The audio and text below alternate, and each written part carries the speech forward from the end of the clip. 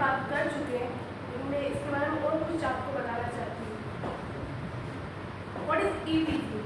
मैं आप लोगों से जानना चाहती हूँ कि ई टीजिंग क्या होती है। What you think about E टीजिंग? Boys में से मुझे कोई बताएगा ई टीजिंग क्या होता है? एनीवन? शरीफ है सर। हम तो सही हैं। गर्ल्स में से कोई बता? आप रास्ते में जा रहे हो कि आपको छेड़े या E-teasing is normally English is teasing a girl or woman. लड़कियों को छेड़ना, उन्हें चिढ़ाना, ये E-teasing होता है। E-teasing refers to public sexually harassment और street harassment.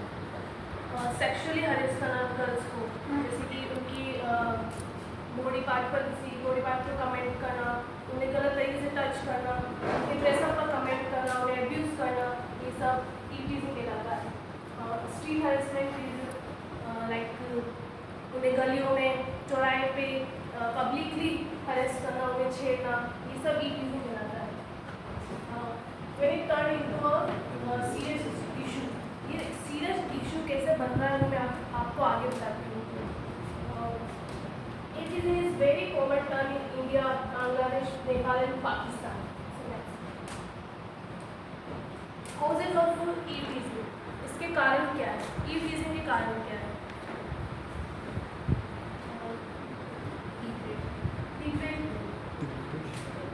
Degradation of social culture and moral values. हमारी जो सोशल मॉरल और कल्चर वैल्यू का कम होना, जैसे कि हम पहले भी बोल चुके हैं कि हमारे जो कल्चर के हिसाब से लोग कहते हैं कि लड़की को, औरत को एक देवी का रूप मानते हैं, उनकी पूजा करते हैं, लेकिन आजकल ये सब कम होता जा रहा है। आजकल लोग लड़कियों को अब्यूज़ कर रहे हैं, उनके साथ छेड़छाड़ कर रहे हैं, ये सारी वैल्यूज़ कम होती जा रही हैं हमारी। Lack of positive attitude towards women to the society. हमारी जो पॉजिटिव एटीट्यूड है लड़कियों के प्रति वो कम होता जा रहा है। वो कैसे, मैं एक एग्जांपल बताती हूँ। कुछ दिनों पहले, 1-2 महीने पहले की बात है, जब मैं और भव्यता हम दोनों घर जा रहे थे, तब रास्ते में एक कॉलेज के मेन गेट पर कुछ लड़के वहाँ बैठे हुए थे, 2-3 लड़के जो हमेशा वहीं बैठे रहते और आते जाती लड़कियों को छेड़ना उनका काम है। ठीक है, हम जा रहे थे तो उनमें से एक, वो हम जैसे वहाँ से निकले, कुछ लड़के हमें देख रहे थे। उनमें से एक लड़का बोला, भाई क्या देख रहे हो, कोई पसंद आई क्या? बोलो कौन सी चाहिए, लेफ्ट या राइट? बोलो, अभी बोलो कौन सी चाहिए आपको? वैसे कहने और सुनने को ये छोटी बात हो सकती है किसी के लिए, लेकिन मेरे लिए बहुत बड़ी बात थी। मैंने 2 दिन तक इस बात पर सोचा कि हमारे देश में आजकल नौजवान लड़के लड़कियों को किस नज़र से देखते हैं, उनका जो पॉजिटिव एटीट्यूड है वो किस तरह गिरता जा रहा है एक लड़की के प्रति। वो लड़की को एक टाइम पास का जरिया समझने लगे हैं और उनके साथ कुछ भी कर सकते हैं, कुछ भी बोल सकते हैं। एक प्रॉपर्टी समझ ली उनको, एक प्रॉपर्टी समझने लगे कि हम एक दूसरे में सर्व करने लगे कि भाई कौन सी चाहिए, तुझे ये चाहिए, ये ले ले, तुझे ये चाहिए, ये ले ले, एक दूसरे में सर्व करने लगे। ये इस तरह से पॉजिटिव एटीट्यूड वो गिरता जा रहा है। उस दिन से वो इंसान अपने नज़रिए की तरह मेरी नज़र में गिर गया। कंसिडरिंग वुमन और कॉमोडिटीज, लड़की को एक वस्तु समझने लगे, कॉमोडिटी।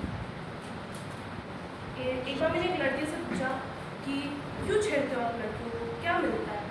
कुछ नहीं, टाइम पास हो जाता है। वो टाइम पास के लिए हमें छेड़ते हैं, हमें एब्यूज़ करते हैं, हमें सेक्सुअली हरेस करते हैं, एक टाइम पास के लिए। उनके लिए हम एक टाइम पास है, वो कुछ नहीं, इससे ज़्यादा, एक वस्तु से ज़्यादा कुछ नहीं है। स्प्रेडिंग ऑफ पोर्नोग्राफी, प्रसार, ये कुछ ऐसी चीज़ें जिनका प्रसार आजकल तेज़ी से फैल रहा है। छोटे से छोटे बच्चे आजकल ये देखने लगे, जिनके लिए ये देखना बहुत खतरनाक है। उनकी मानसिकता पर फर्क पड़ता है, उनकी मानसिकता और बिगड़ती जा रही है, वो गिरती जा रही है।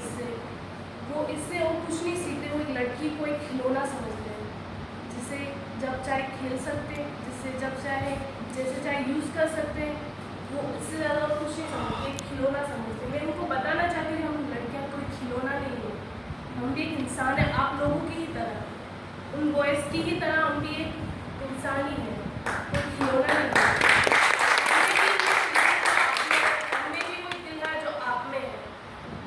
क्या बात free and uncontrollable television of satellite TV telecast, ऐसे कुछ टीवी पर भी टेलीकास्ट होते हैं जो बच्चों के लिए देखना अच्छा नहीं है, लेकिन फिर भी वो देखते हैं। Lake of proper culture activities, हमारी जो कल्चर एक्टिविटीज उनका कम होना, लोगों को, लड़कों को ये पता नहीं है कि हम कैसे बिहेव करें लड़कियों से, उनके साथ कैसे बात करें, उनसे ये सब होना।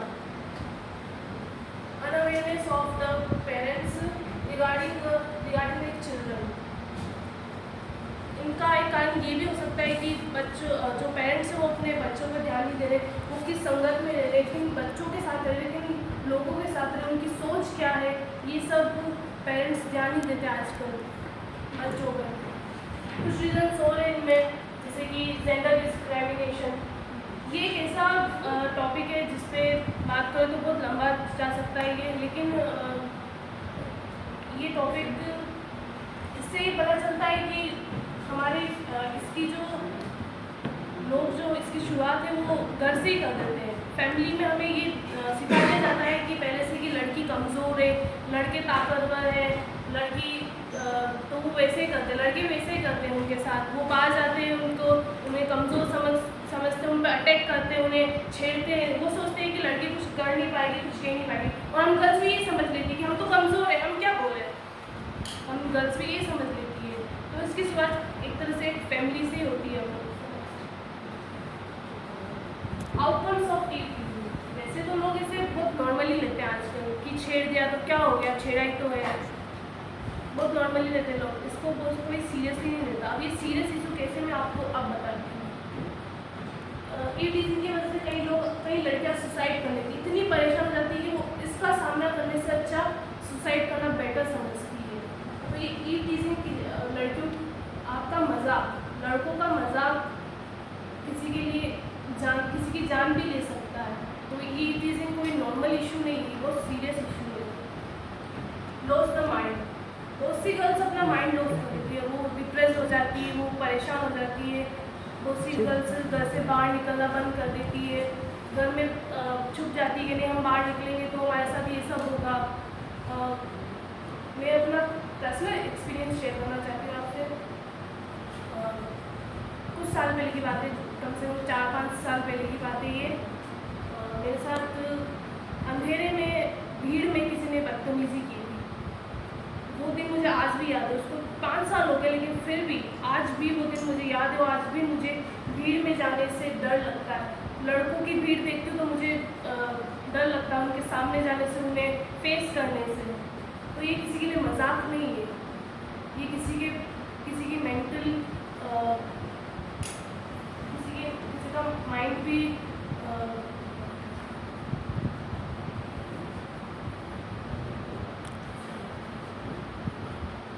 अर्ली मैरिज, कुछ पेरेंट्स अपने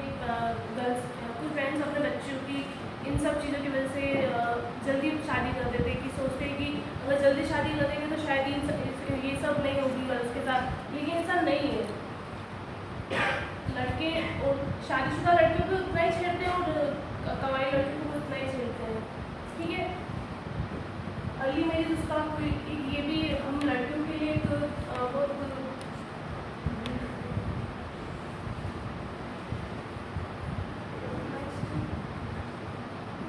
reduce the morality of the women।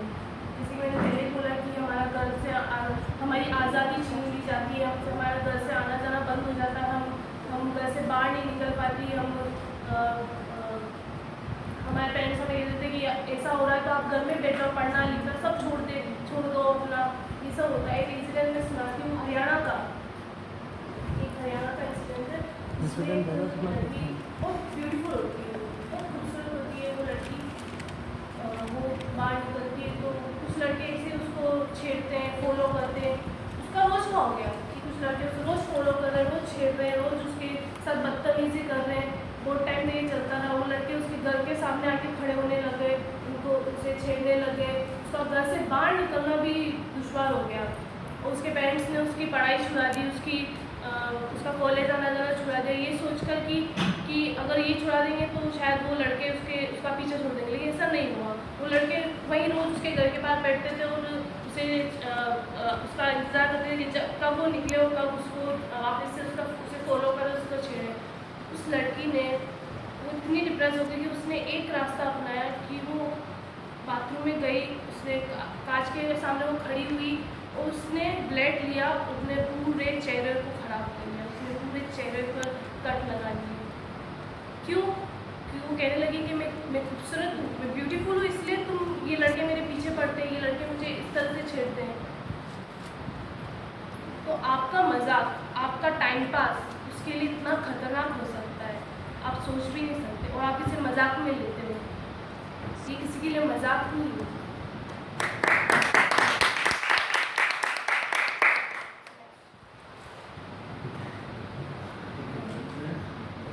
आपको पता है कोई स्ट्रिक्ट लो इसके लिए, स्ट्रिक्ट लो इसके लिए, ई टीजिंग के लिए कोई भी स्ट्रिक्ट लो आपको याद हो? नहीं है ना, मुझे भी नहीं मिला। मैंने सर इसके बारे में पढ़ा, इसके बारे में सर्च की, तो मुझे कोई स्ट्रिक्ट लो नहीं मिला इसके लिए, ई टीजिंग के लिए कोई स्ट्रिक्ट लो नहीं मिला हमारे कानून में। लेकिन मैं कहना चाहती हूँ कि ये होना चाहिए, ये होना चाहिए, एक स्ट्रिक्ट लो बनना चाहिए, लोगों में डर आना चाहिए। लोग डरेंगे तभी जाके ये अपराध नहीं करेंगे।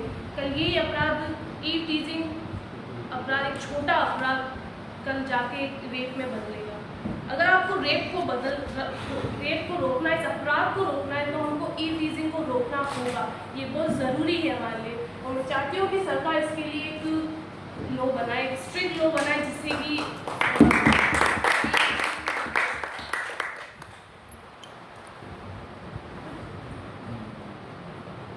कंक्लूजन है उसका। मैं और कुछ बताना चाहती हूँ कि आपको मैं इन बॉयज़ से कुछ क्वेश्चन करना चाहती हूँ कि आप में से कभी किसी ने लड़की को छेड़ा या परेशान किया है? आप लोगों में से किसी ने? ऐसे नहीं छेड़ा। कॉलेज में जैसे हमारी फ्रेंड्स थी, उनको बहुत ही परेशान रखते थे। वो तो हम तो रोज ही रखते हैं। बहुत परेशान करते थे उनको। लेकिन ये नहीं कि जब जैसे आज क्लास जैम पैक्ड है, अपनी एक कभी क्लास पैक हो जाती है, तो कभी ऐसा होता था कि sometimes we used to sit first in the classrooms and our friends और the girls of the classroom they used to come late. So what we used to do, we used to offer our seats to them and we used to go and sit at the back.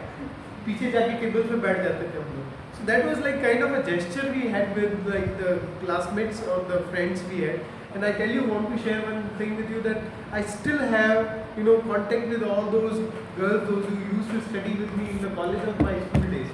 I still have their numbers and like all of them are settled, they are married. But still we have relations so that we are still sharing our thoughts. कभी भी जब भी वो उदयपुर आते हैं तो मुझे बुलाते हैं घर पे, और जब भी उनको मैं बुलाता हूँ तो that kind of relationship, like not टीजिंग, हमने परेशान उनको वैसे रखा है, लेकिन वो एक बहुत ही अच्छा रिलेशनशिप जो हम शेयर करते हैं. That's why like it is very important for the boys and girls to understand that girls are not a commodity, as she said, and like आप इस कमोडिटी की तरह लोगों को कर रहे हो. And boys have to understand, and even everybody, even the girls and boys, everybody has to understand that when you leave your houses, you are carrying the heritage of your houses.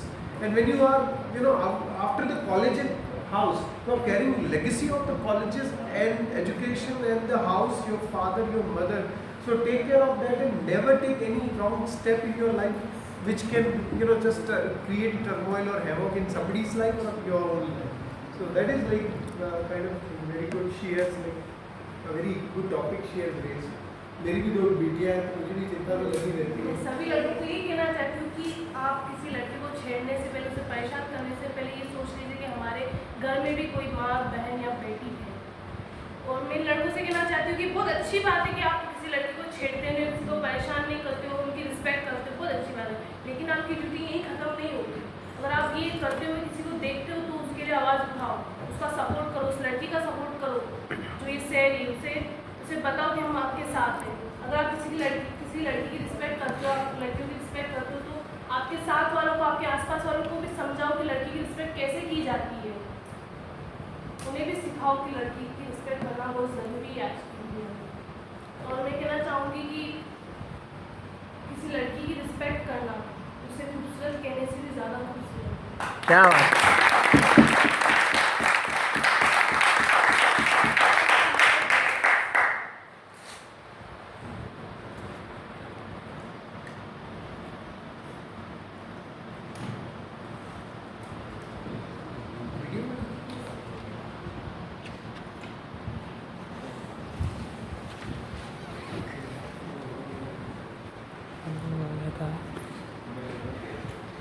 Listen, well done, bro. इसको stop दो। बस बहुत हो गया, अब नहीं सहता मुझसे, अब नहीं सह सकते हम, इसे रोकना ही होगा ताकि ये अपराध, छोटा अपराध कल जाके एक बड़ा अपराध ना बने। इसीलिए हमें इसको यहीं ख़त्म करना होगा, वरना ये बहुत सारी लड़कियों के लिए बहुत मुश्किल हो सकती है।